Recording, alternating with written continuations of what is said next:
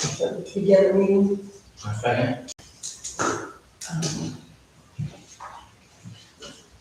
So the only old business that we have before we get to the sewer plant is the unsafe structure there on White Street. I did contact our attorney to see if, kind of what the status was. He's looked over it and he's given me some marching orders on what I need to do next. So I will be working on those. And then, we'll just keep moving forward with it. But Refresh my brain, which one is that? it's the 90, the house right Okay, next so to, right next to Jennifer's, okay, yeah, it's right next to Jennifer. thank you. Yeah, I assumed that was the case, but thank you. Back up because I skipped it, because, we've only done it every meeting, this second thing, since I've started on board and I can't remember it. The approval of the minutes, and I make a motion to suspend the reading of the minutes and accept them as they are. Okay. Okay. Mark things off, maybe if I read what's on the paper. All right, Rob, why don't you come on up and give us an update on our sewer plant?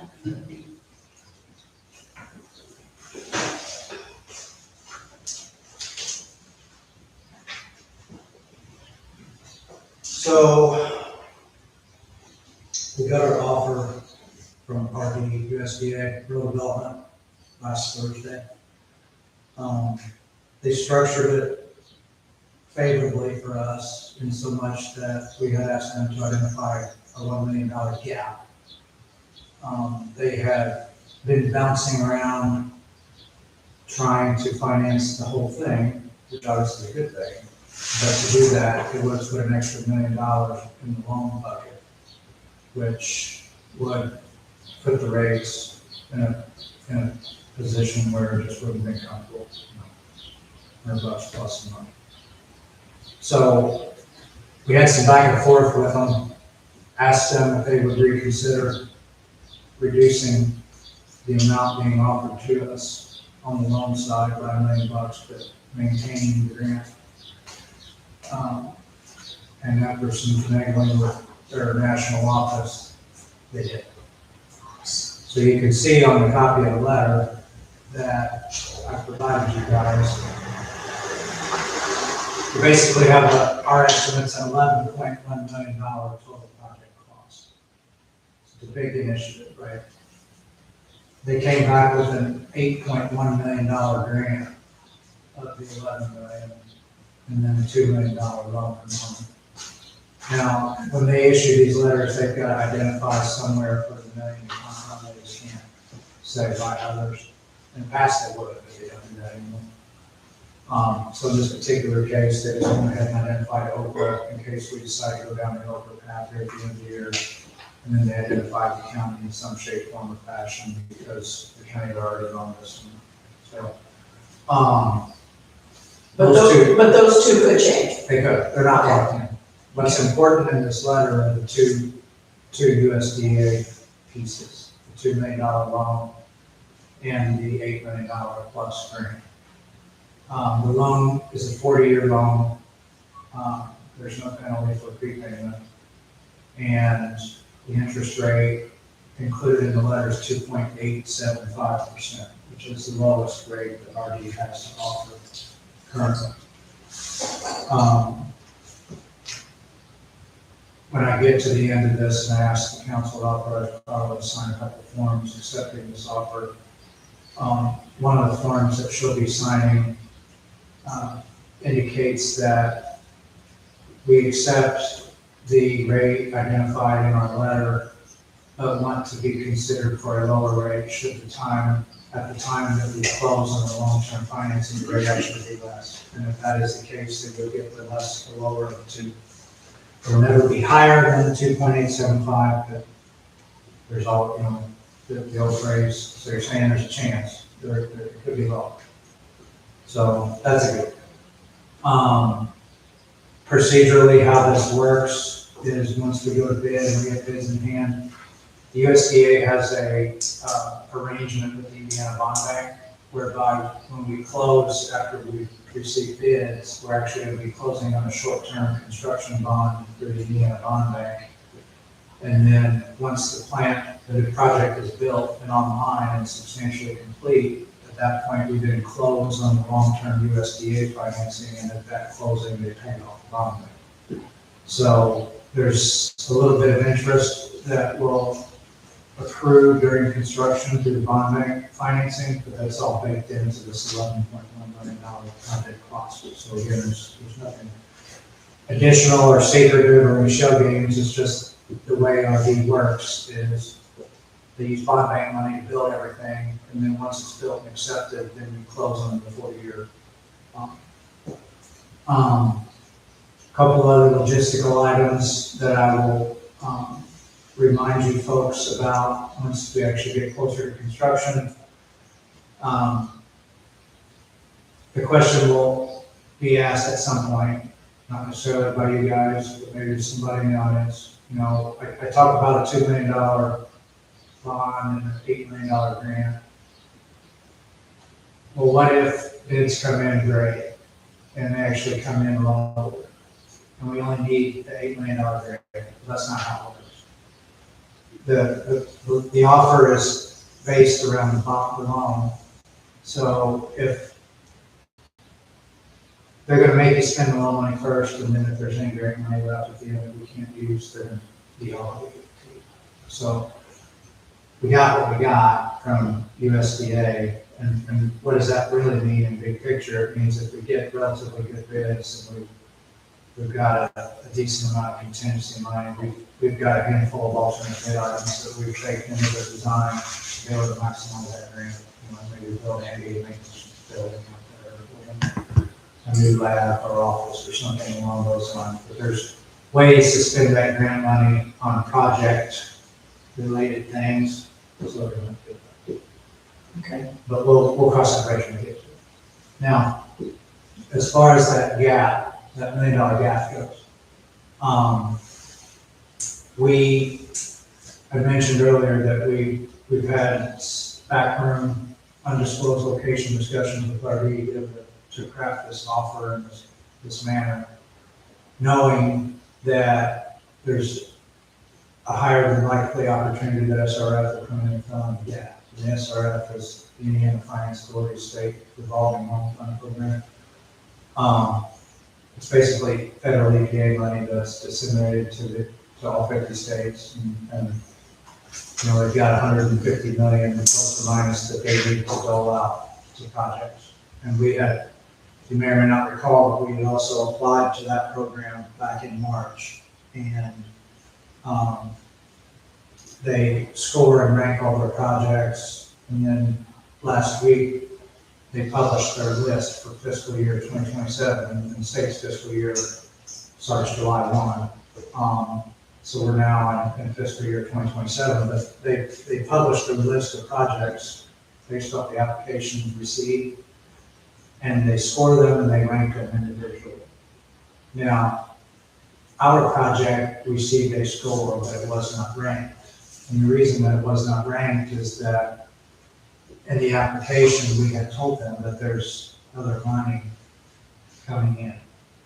So when the SRF program receives an application that indicates that they're going to be a piece of the financial cocktail, not necessarily financing the whole thing, they will score our application, they will review our application, but they won't rank us because they prefer to be gap fillers.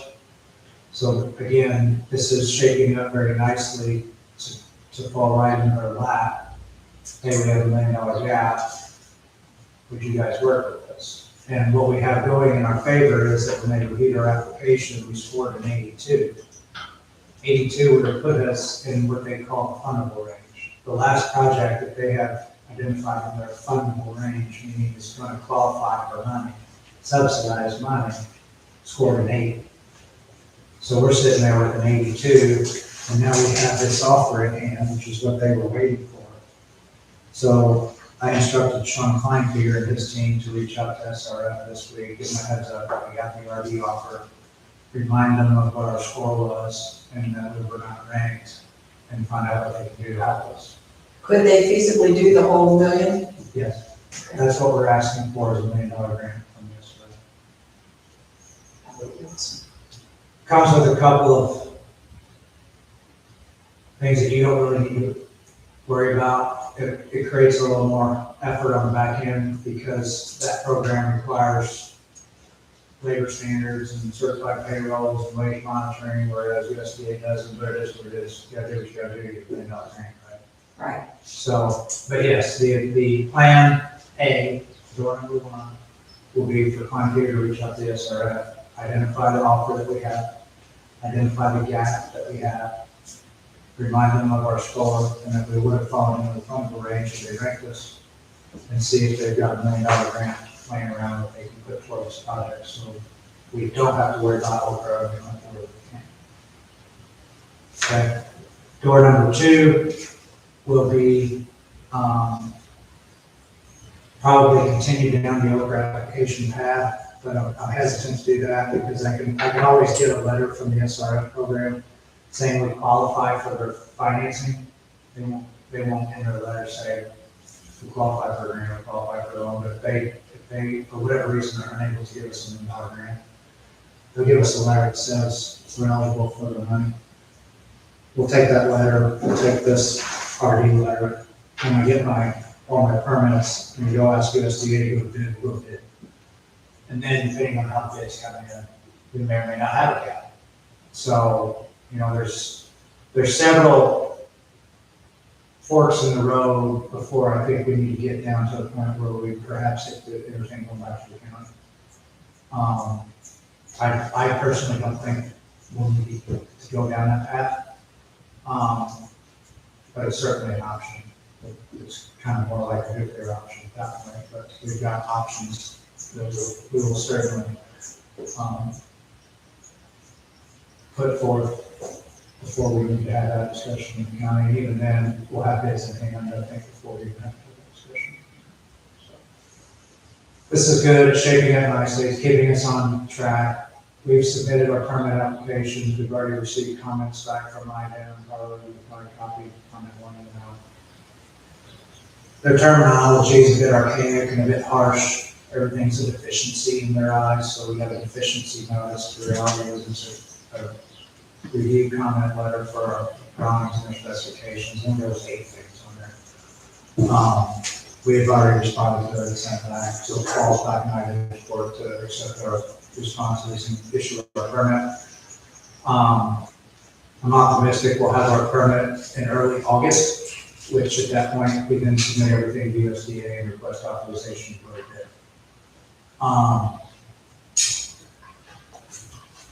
Carla and I met with the commissioners this morning, just so I wanted the opportunity to update them, just to keep them warm and maintain temperature in that room because they are helping us. They were glad to hear how things are progressing. They were super excited, as they should be, about the offer that we currently have from RD.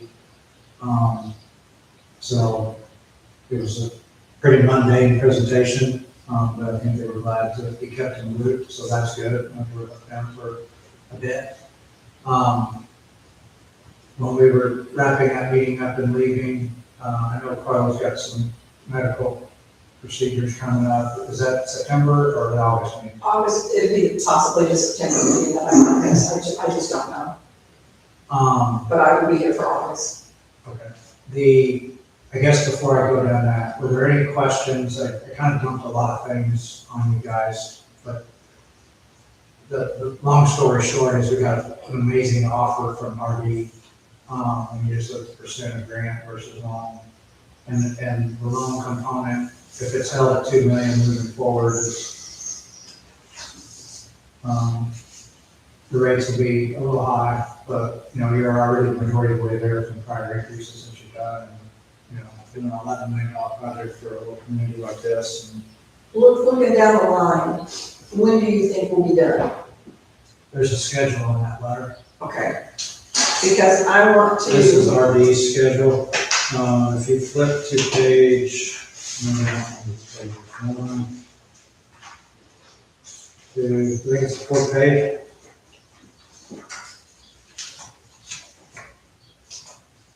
Okay. This is very conservative. This shows us advertising for bids 1 year from now because that's one of the provisions in this letter. The letter states you will advertise within 1 year of receiving this offer. We're obviously well ahead of that. So if you back everything up on these milestones, where it says advertise in July, for it to say advertise in September of 26, and then just carry the same spread forward, that kind of gives you an idea of what I'm anticipating for construction. Okay. Because, I know we still need a couple more increases to get us to where we actually need to be. That's, And I was going to do one, like do it in two small ones instead of one large one. so, and you may already Or know the suggest. You may already know the answer to this. We'll want Sean to come back in August. I need to make sure that our rates are good to support the interest that's gonna occur for the interim construction financing. Okay. Because that'll be the minimum that you'll want to make sure you have in place, okay? Gotcha. Whatever the rate needs to be to support the long-term RD bond doesn't have to be in place until we close on that bond, which on the milestone timelines, the recalculated substantial completion date. So you have a little bit of time. Obviously, I would encourage you to be proactive and do it sooner rather than later, start building the reserves, but you've got a little way to work. It's not like you need to panic, oh crap, and do something in the next couple of months. Once we go out to bid, we want to make sure we have a rate that will support the interest that will incur during construction. Agreed. And then the final step, whatever that needs to be, needs to occur by the time we get to substantial completion, which is when you're closing the other book. Okay. Did you have any questions, Brad? I expect you guys to read all 20 some odd pages, so we're back in August, and I asked all these questions. On the pages. Reading is very possible. Understanding it might be the issue here. Most of it's the first handful of pages talks about the offer itself and the parameters that you're under. Here's your interest rate, here's your term, here's the grant, here's the loan, here's the worst case scenario with respect to scheduling. You got 1 year to get out the bid. We're obviously 90% of the way through design, waiting on permits. So, as I mentioned earlier, I expect to receive authorization to go to bid in September. So that's all good. The back end of it is, like I said, there's a lot of stuff in there that I've already got and have to incorporate into my contract documents for the contractors as far as Buy America, Build America, and insurance requirements and some other things that they need to be aware of, bonding requirements. And then usually those letters are about 3 times the thick because they've got all the environmental mitigation stuff that you have to put in specs too. So we've already got all that. Okay. We're good there. So if there's no questions from the board on this offer, I would recommend you guys vote to accept it and then make a motion authorizing Carla to sign. There's 2 forms that come with it that need to be executed. One is the letter to meet the conditions outlined in the offer. The other one is the request. It's kind of backwards the way, but it's the federal government, so it shouldn't surprise you. They make you the offer, and then they ask you to sign a request for funds. So, here's your offer, okay, we request you to obligate this to us. So, those are the two forms that she needs to sign. And then, after you guys take care of that, I would ask you to go ahead and authorize Carla, there's gonna be a cover letter. Once I get all my permits, and I've got to send the drawings and specifications to USDA and their state engineer requesting authorization to go to bid. We have a checklist and we assemble everything that gets transmitted, but you guys as the borrower have to submit, right? So I'll draft a cover letter with Carla's name on it. I would like her to be authorized to go ahead and sign the cover letter, just in case timing and her surgery don't mess up. And then I don't have to worry about it next month. The only thing I got, and I know Carla mentioned this earlier, is, the conditions, and you said everything is covered. I mean, all of our conditions are met and everything. Yeah, there's no surprises in there. Our firm does more USDA projects than basically all the other firms combined. There's no surprises, it's not committing you guys to anything. You're not on the hook to start paying back a $2 million bond because you haven't closed on it yet. And that's part of how that whole program works, is you won't close on it until you're substantially complete.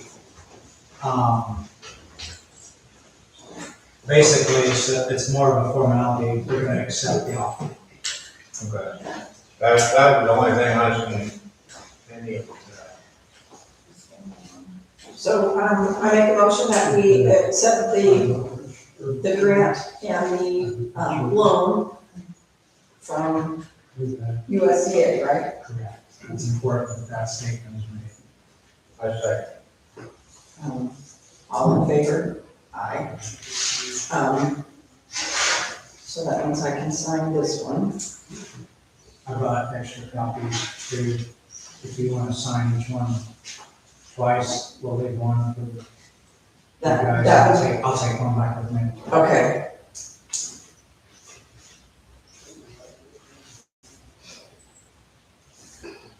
Just get a migraine kicking it up. I get those. Yeah. She's getting migraine. And then the other paper that I'm signing is the letter of intent to meet the conditions. Correct. Basically, you agree that if we're going to use their money, we're going to cover it. So will you then follow up with scanning them and sending them to everybody, or do you want me to do it? I'll take care of it first thing in the morning. Okay, then here's a copy for you.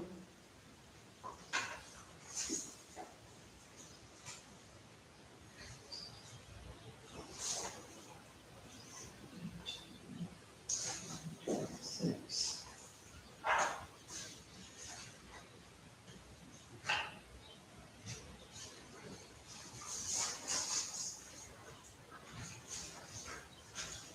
I'm gonna leave this with you guys too, just so you don't think that I'm blowing sunshine at everybody, but this is that SRF project list that I was referencing, okay? This bold line right underneath number 10, of all the applications, these are the top 10, what they call their fundable range. So they're committing $150 million to these 10 projects. Not all 10 are going to be ready this year, so it's going to fall down, which again is why we will be positioned very well. As you can see, the bottom one of the list scored 80. You guys got 82, but you're not ready. Okay, so we can keep this just for reassurance that we're in a good spot with SRF too.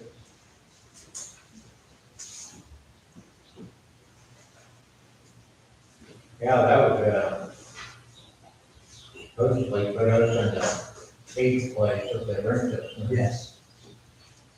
Now, we would have not gotten an overall near as good an offer from the grant to loan ratio from them. But they have a little more creativity and flexibility on what they can do with $1 million that they can do with 11. So, but like I said, I've already instructed Sean Kleintier and his team to contact them, set up a meeting, let them know where we're at, let them know we have this USDA offer, and let them know what we need. Okay. We should be able to get that wrapped up, I'm thinking next week or two.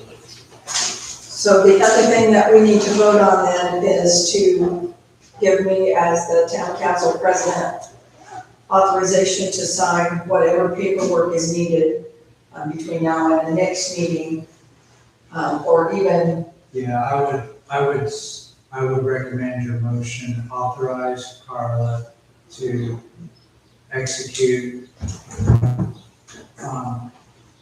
any letters or forms needed to obtain authorization from USDA. Diane, we're gonna go with what he just said. She'll get the terminology from the recording, so all in favor? Aye. Okay, so we should be good then. I'll make sure that Sean is available for the August meeting, so we can touch on interim rates Okay, and get a plan established at that meeting. yes. Because I didn't take into consideration the interest of the bond before, totally get why they do it that way. But I also think we just need to, moving it up a little bit slowly is better. Yeah, if we're gonna, at the end of the day, we're at whatever we're at now, and we've gotta get up to where we need to be to support $2 million in debt. At 2.8%, right? Right, So the little bit of interest that's gonna accrue during the first 15 months while we're under construction will be a piece between where we're at now and the $2 million debt. So we wanna make sure we get to that if we can first. so around $80 per 4,000 gallons, right? That's where we're gonna land eventually. Of just the sewage, not the water. Correct. Okay. We need to be at that number when we close on the 40-year debt, which is after everything is built operational. Right, So you got a couple years yet. But right. there's a stair step to get to that number, and whatever the first or second, even if you do it in 3, who knows how you're gonna do it, could every 6 months. But we wanna make sure we got that, at least something in place to cover that interest that will. Well, and I do think that since, we did it the way we did it, that was favorable for us on all aspects. Yeah, you guys absolutely did the right thing by doing what you did. Yeah. Because we would be looking at that. Yeah. And not to mention, we have a little bit to help us pay for all of the repairs and Right. fines and everything else that we have with our current plant. Now, I got a question, I don't know if this will be for Carla or you. If, something comes up in the near future and say we need to borrow more money or ask for a grant or something else. For like an emergency Yeah, for somebody else. at the wastewater plant? Well, in the town in general, will that affect the way they decide on our, So you're thinking like if we need to, or we asked to apply for a grant for roads? yeah, Or something. That won't impact this. That won't, like. And this won't impact that. If you're gonna pursue NDOT money, you'll pave some streets, the CCMG stuff, right? That won't negatively impact this. Now, if we were gonna borrow, if we had to go borrow $200,000 to do something at the wastewater plant before we closed on this offer, then we would need to let them know and see if we could get it reimbursed, but we just need to run along as best we can at this point. yeah. I was just thinking, like Carlos said, the roads or something like that. As long as it's not directly associated with wastewater, then it has. The two won't affect each other. They're totally independent. Okay. It's where, if we got sideways and had to borrow short-term for something at that wastewater plant before we built the new plant, at a minimum, we would need to make USDA as the primary lender aware of what we were doing and figure out how to rope it all in so we could pay things off when we close on the primary bond, right? Okay. Let's just keep our fingers crossed that we don't have to go down that path. At one point you talked about doing the smoke test. Is that still? I was waiting until it got it. And as long as the ground is saturated or somewhat wet, smoke testing isn't all that effective. So I was targeting August. Okay. Hopefully we get a good dry spell to dry things up. It's a lot easier for smoke to percolate its way up out of the ground when it's not wet and it's dry.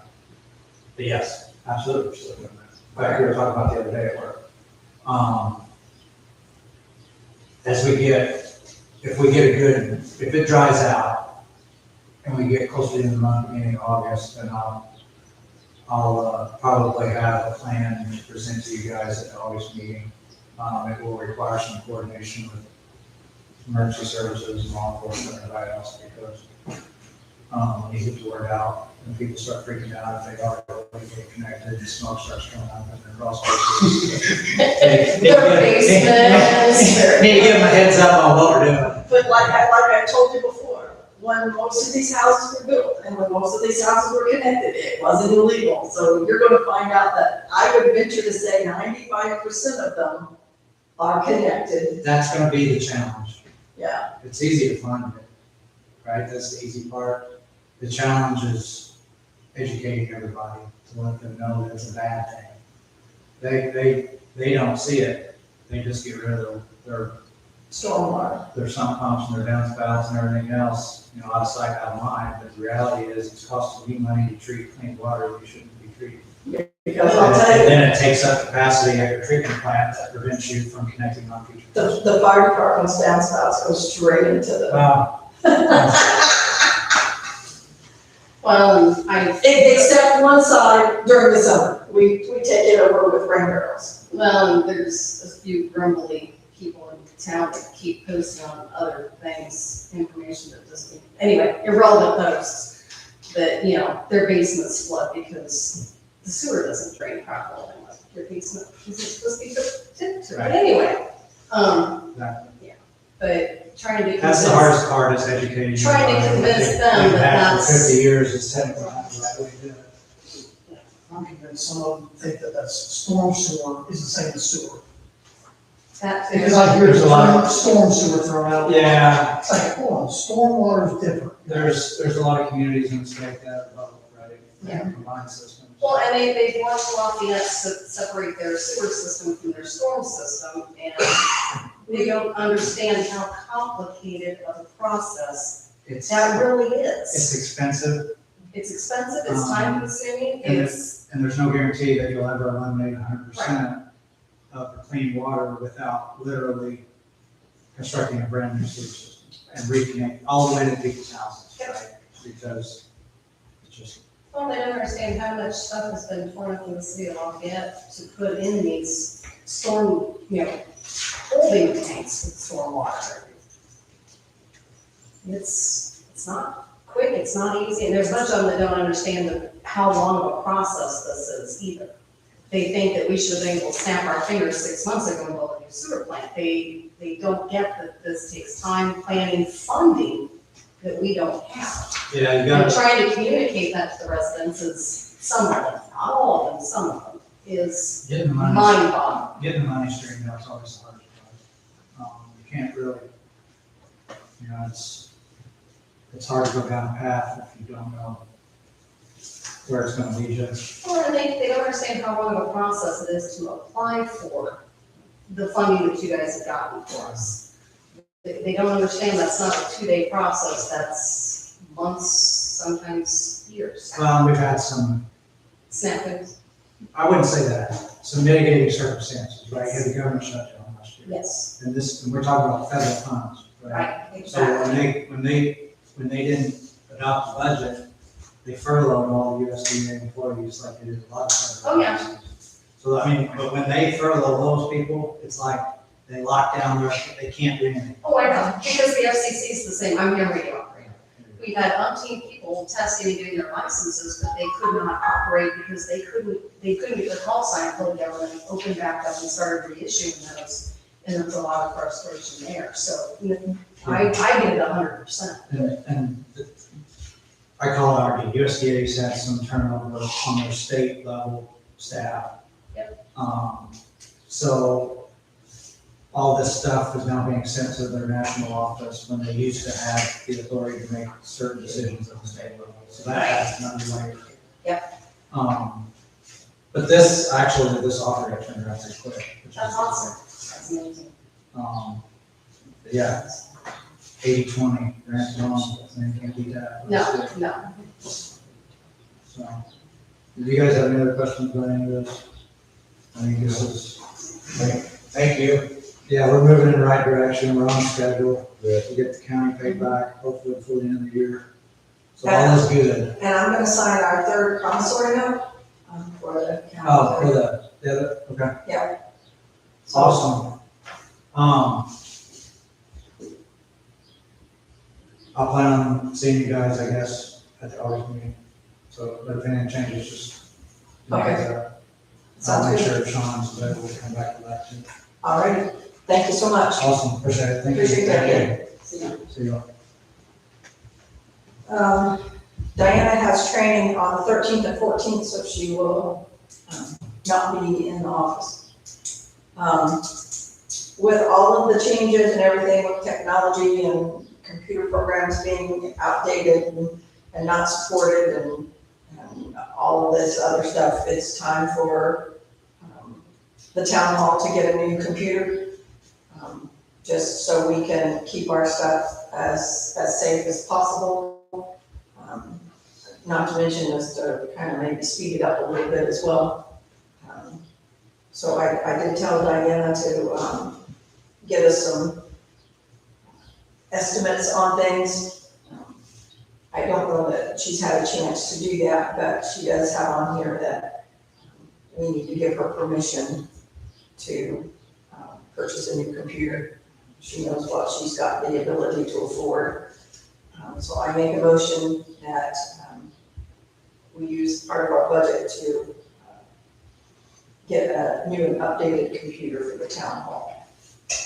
All right, I guess, and then we'll, all in agreement? Aye.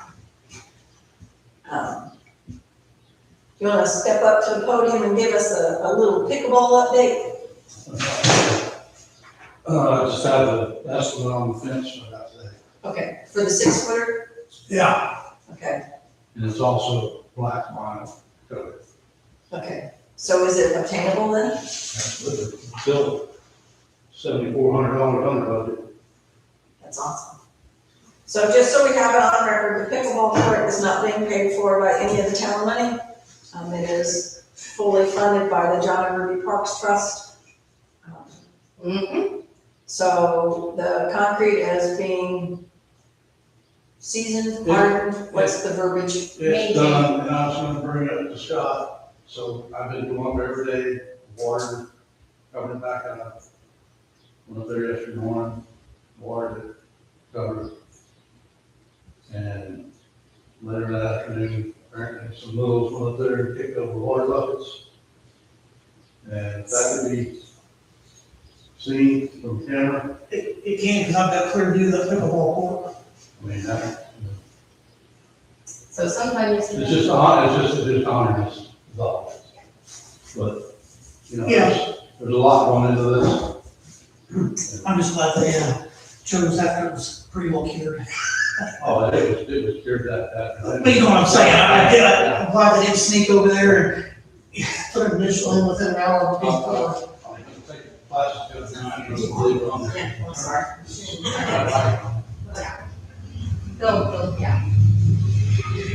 So our projected, time for the pickleball court to be up and usable and maybe have a small little celebration, if that's what you want to call it, with maybe some instruction is, probably sometime around the end of August. Mid to end of August. Can I make a suggestion? Sure. Can Town Pride possibly, I don't know, get Kona Ice or something out for them? I don't know that I would do Kona Ice because Kona Ice didn't go very well the last time. But I did think of maybe the ice cream truck that used to come through town. He passed away, and I think they sold everything, but you could probably find somebody to do that. You know, In fact, I know he passed away. find something along that lines. I was really disappointed. I really thought the Kona Ice would hit all of the kids. And I don't know if it's because it was a day during the week and it was about the time that the parents were getting home. And so they didn't want to come up and get the Kona Ice and then go home and get supper. I don't know, but we paid for 200 small ones and, I think we used so few of them that they never replied back with how many we used because they didn't want us to know that it was probably closer to 75, even though we paid for 200.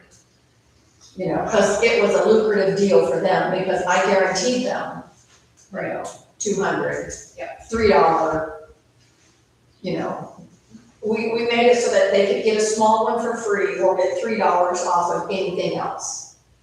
So either way, Town Pride was paying for, the $3. It just didn't go over. Because I noticed they had emailed us, that's the only reason I said something. Yeah, So Sherwin-Williams had a sale, didn't need today, 30% off. So I went in there and actually I called down in, they actually met me there. And I was gonna buy it myself, just get 30% off. And let the town members. Well, they met me there and they said if we open up an account, the town was open an account. It's actually even a better deal. So they said, I said, so we don't have to buy it today, it's like, well, you don't get to buy it today, you get a better deal, like, keep your account. okay. So, with that said, everything just kind of fell into place. The fence, the 79 gauge wire, commercial, vinyl coated, 6 foot versus the 4 foot lighter gauge. And this is what really needs to be is $1,800 more than what? Well, but that, like what we were talking, that actually opens up then if somebody wants to play volleyball. They have to imagine where the net is, but because the fence is taller, they're not as likely to volley the ball over it. Or if you just get people with badmintons and a tennis ball, they can just hit it back and forth and not necessarily abide by the pickleball rules. You know, that kind of thing that makes to me, it makes the court more usable. Oh, and the colors. You get to, I wonder if the Frosty Freeze truck out of Reynolds would come down here, probably not, but they might. I don't know. I'm sure there's one in Frankfurt. We'll do some. oh, here we go. Catching the school ball. No, Yeah. that's just a jump. Blue and red, that'd be perfect, or blue and burgundy. I don't know if Right, that's a that's- perimeter. It's like a brick red. So I was trying to save money, and I actually painted outside the perimeter. The cost, but not well. Yeah, let's make it look good. Oh, nice. Yeah, nice contrast. Yeah, cool. So we had a few people comment on other things like, well, you know, why didn't we do a splash pad? Okay. They wouldn't have been happy with that either. Well, it wouldn't have mattered. I was at a family event and there, one of the other small towns up north was putting in a splash pad. And it's a couple $1 million to get a splash pad. So, you know, we'll take a pickleball court for a few thousand. And the maintenance and the upkeep for a splash pad, holy Shnikes. Another thing about that fence, I mean, with it being vinyl coated, it's got years of life into it. No way. We just have to try to keep the kids from climbing. Good luck. Yeah, And there'll be one gate on the side. One end will be a gate on each side. So if you're really, really bad, you gotta go fetch them all and go up again. Okay, the only other question I had is, did you by chance have a chance, get with the guy for the other cameras? Yeah, I had All-Star come out, we went through what, we wanted to be able to see the wellheads as well as that whole operation, the field for baseball and where they go up to the burn pile. We got the other end of the burn pile covered by our 4G camera. What he said is we measured off about 160 feet from the back of the water plant along that asphalt. We're gonna have to go 160 feet back. Andy and I can drop a pole. We got plenty of them back there. We'll just drop one in a hole. Has to be 12 to 15 foot tall, and they'll set between 10 and 12 foot high on one camera. The rest of the camera will be mounted on the building, looking there. And we got two that'll look at White Street because our streets are, very, very great asset to be able to watch. Right. So, and we got two parts on that, so in order to get back there, they do no trenching. And they said the thing that they recommend to everybody, and it is the cheapest route they found, is to have a sprinkler company come and quote you to run that, and it'll vibrate right into the ground, because I just need 1 inch from the building with the stub up, out to your pole, stub up, it goes in the little feed and be done. So I've got them coming Friday to give me a quote on that. Okay. And after that, I'll have some solid numbers for you guys. Okay. I think Town Pride will definitely be able to purchase the cameras. Okay. I talked with Michelle about the stuff that we had, that we've been carrying for a while for the park, or for the ball field. Since this does cover cameras facing the ball field, we felt like that would be a good use of the money. If the people start using the ball field, we can then go back and try to get more line. Because that's what I bought the money for, was for or requested the money for from the Parks Trust, was for line. That's the porta potty we thought it was gonna use as a practice field. Yeah. That didn't happen, so. And since nobody has requested to use it for a practice field or anything, we're just keeping it mowed. So if they wanna go run around it, they can, that kind of thing. So I think we'll be able to. We tried every angle we could, even the current light pole that's back there, that the light doesn't work on. We looked at that and ran that angle, and there's too much tree coverage. At the two-story White House right beside it, it goes too far back, so we were gonna have to go 160 feet back, along that line, and set the pole. So I think all we'll have in it extra from us is Andy, I think, has access to an auger, if I remember right. So he can auger the whole thing, and I can put it in there with Bobcat and 3 or 4 bags of Saccharine, soak it, let it dry, and, the next day, fill it in with dirt, and then come trench. And I'll get all those numbers to you. Hopefully, Friday I'll have his numbers, but he's coming Friday too, so. Okay, I'll have All-Stars before then, but I figure I might as well give you that whole package at once, so. I'm saying, early next week maybe. okay. And then we'll look it all over and discuss it, and maybe able to vote on it at the August meeting. Yeah, that's what I told everybody that I've been getting involved, and I need numbers so I can bring it to the August meeting for you guys to be able to discuss and see if you want to do it, so. Okay. That sounds perfect. Okay. All right. Does anybody have anything else? With nothing further, I make a motion to adjourn the meeting. I say. All those in favor? All those in favor?